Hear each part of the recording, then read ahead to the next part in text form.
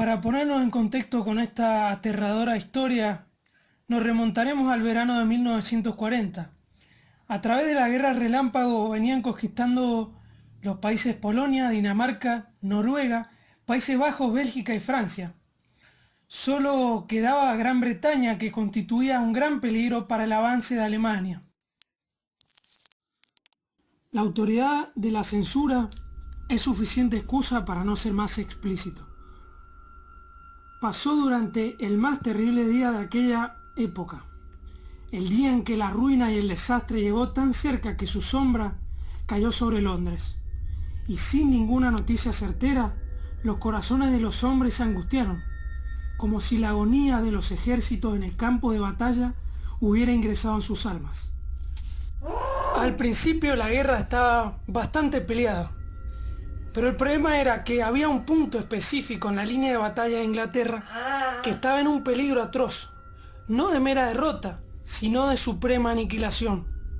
Con el permiso de la censura y de los expertos militares, esa posición podía ser descrita como una saliente. Y si esa unidad que la defendía era aplastada y quebrada, entonces todas las fuerzas británicas serían despedazadas y los aliados deberían retroceder y se perdería inevitablemente el Sedán. Durante toda esa mañana, los cañones alemanes habían tronado y desgarrado el área, y a los cientos o más de hombres que la defendían. Los hombres bromeaban sobre los cañonazos y encontraban nombres graciosos para estos. Hacían apuestas y los recibían con pequeñas canciones.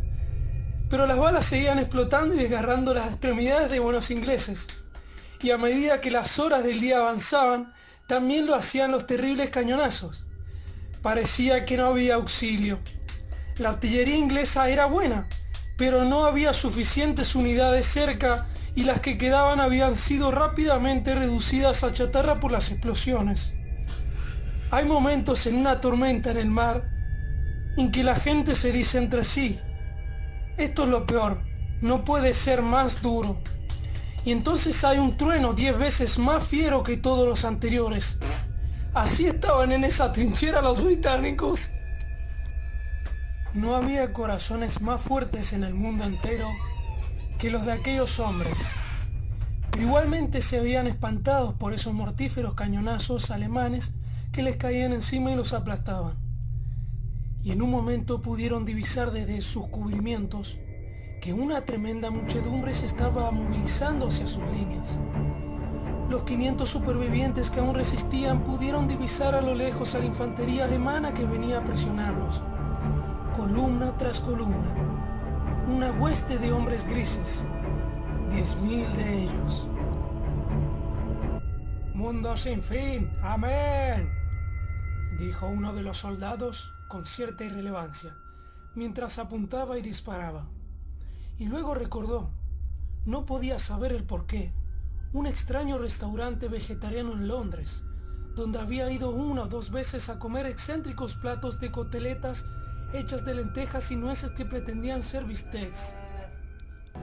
Todos los platos de ese restaurante tenían impresos una figura azulada de San Jorge, con la consigna Ad sit Anglis sancut Georgius, que San Jorge ayuda a los ingleses. Este soldado resultó que sabía latín y otras cosas inútiles, y en ese momento, mientras disparaba a su hombre en la masa que avanzaba a 300 yardas de distancia, vociferó aquella pía frase vegetariana, y siguió disparando hasta el fin. Y al final Bill, a su derecha, tuvo que abofetearlo alegremente para obligarlo a detenerse, diciéndole que si seguía así, malgastaría las municiones de su majestad, y no podría desperdiciarlas en honradar pequeños parches de alemanes muertos. Esto quiere decir que no tenía que seguir disparando como un loco y saber hacia dónde apuntaba.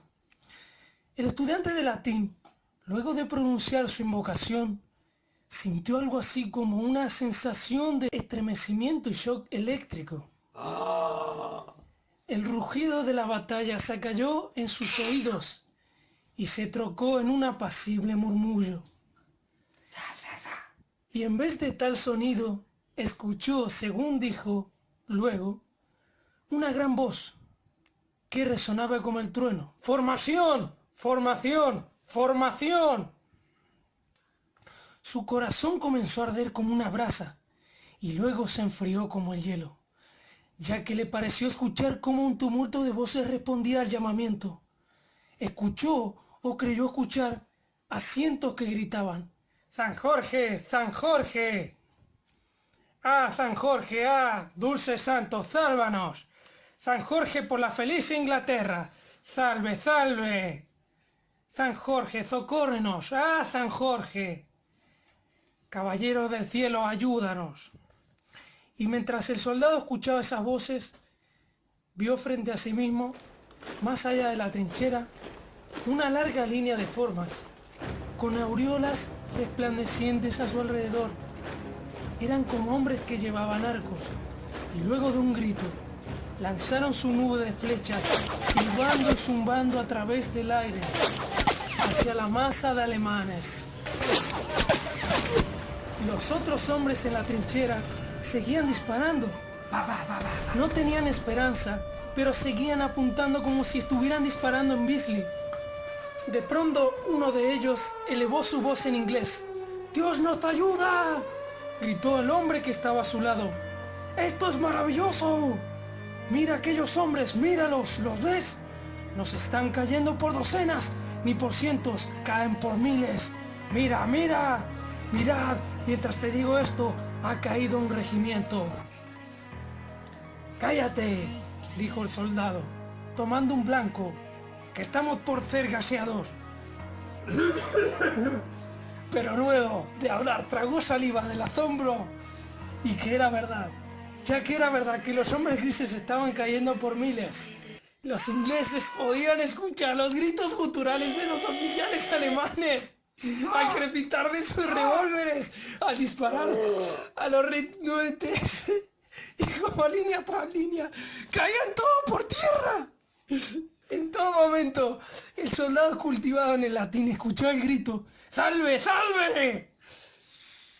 Santo rápido en nuestra ayuda, San Jorge, ayúdanos. Sumo caballero, defiéndenos. Las zumbantes flechas volaban tan rápido y en espesas nubes que oscurecían el cielo. La masa pagana se iba disolviendo frente a los soldados.